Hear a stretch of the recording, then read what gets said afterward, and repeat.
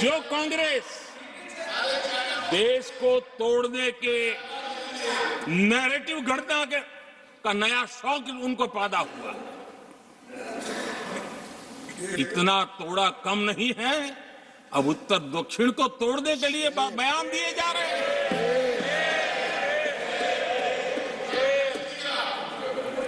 और ये कांग्रेस हमें लोकतंत्र और फेडरलिज्म उस पर प्रवचन दे रही है। आदरणीय सभापति जी, जिस कांग्रेस ने और भाषा के नाम पर देश को बांटने में कोई कसर नहीं छोड़ी, जिस कांग्रेस ने आतंकवाद और अलगाववाद को अपने हित में पनपने दिया, जिस कांग्रेस ने नॉर्थ ईस्ट को हिंसा, अलगाव और पिछड़ेपन में धकेल दिया, जिस कांग्रेस के राज में नक्सलवाद के लिए देश के लिए एक बहुत बड़ी चुनौती बनाकर के छोड़ दिया, जिस कांग्रेस ने देश की बहुत बड़ी जमीन दुश्मनों के हवाले कर दी, जिस कांग्रेस ने देश की सेनाओं का आधुनिकीकरण होने से रोक दिया, वो आज हमें राष्ट्रीय सुरक्षा और आंतरिक सुरक्षा के लिए भाषण दे रहे हैं।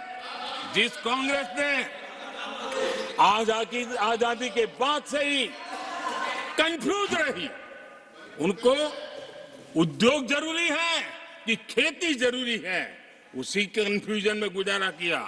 जो कांग्रेस तय नहीं कर पाई कि नेशनलाइजेशन करना है कि प्राइवेटाइजेशन करना है, उलझती रही। जो कांग्रेस 10 वर्ष में 12 नंबर से 11 नंबर पर आर्थिक व्यवस्था ले आ पाई, 10 साल में 12 से 11 नंबर। और आप 12 से 11 आने में बहुत मेहनत नहीं पड़ती है, जैसे जैसे आगे बढ़ते हैं तो मेहनत और बढ़ती है। हम 10 साल में 5 नंबर पे ले आए। और ये कांग्रेस हमें यहाँ आर्थिक नीतियों पर लंबे लंबे भाषण सुना रही है। आदरणीय सभापति जी, जिस कांग्रेस ने ओबीसी को पूरी तरह आरक्षण नहीं दिया, जिसने सामान्य वर्ग के गरीबों को कभी आरक्षण नहीं दिया, जिसने बाबा साहब के बजाय बाबा साहब को भारत रत्न देने योग्य नहीं माना, अपने ही परिवार को भारत रत्न देते रहे, जिस कांग्रेस ने देश की गली सड़कों चौक चौराहे पर अपने ही परिवार के नाम के पाठ जड़ दिए हैं, वो हमें उपदेश दे रहे हैं, वो हमें सामाजिक न्याय पाठ पढ़ा रहे हैं। आदरणीय सभापति जी, जिस कांग्रेस के अपने नेता की कोई गारंटी नहीं है, अपनी नीति की कोई गारंटी नहीं है, वो मोदी की गारंटी पर सवाल उठा रहे हैं।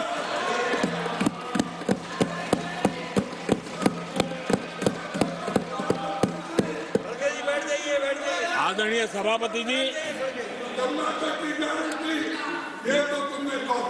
आदरणीय सभापति जी, यहाँ एक शिकायत थी,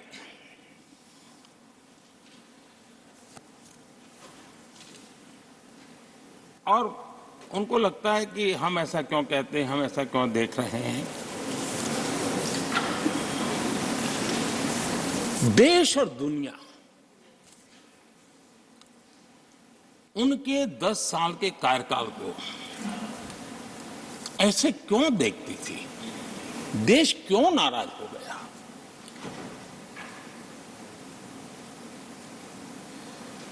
इतना गुस्सा देश को क्यों आया।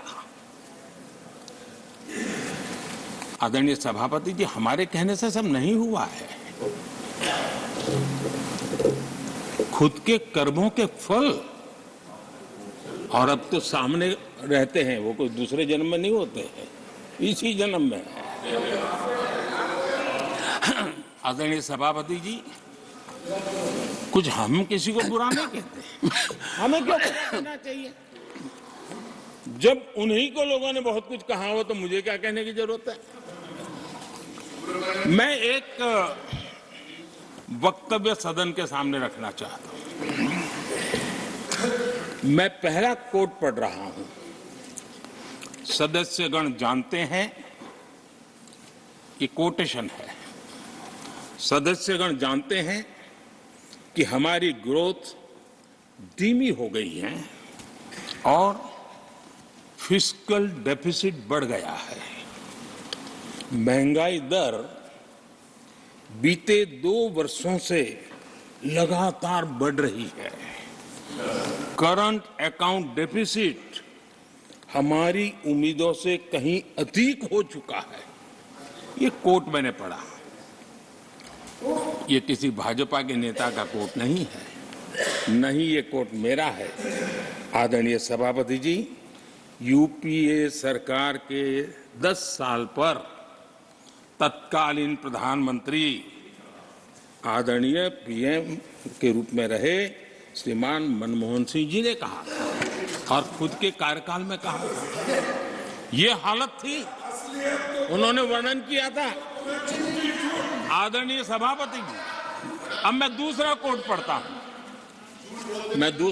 पढ़ता हूं। देश में व्यापक गुस्सा है, पब्लिक ऑफिस के मिसयूज को लेकर भारी गुस्सा है। इंस्टीट्यूशंस का मिसयूज कैसे होता था, ये उस समय ये भी मैंने नहीं करा, ये उस समय के प्रधानमंत्री पद पर डॉक्टर मनमोहन सिंह जी कह रहे थे। उस समय भ्रष्टाचार को लेकर पूरा देश सड़कों पर था, गली गली में आंदोलन चल रहे थे। अब मैं तीसरा कोट पढ़ूंगा।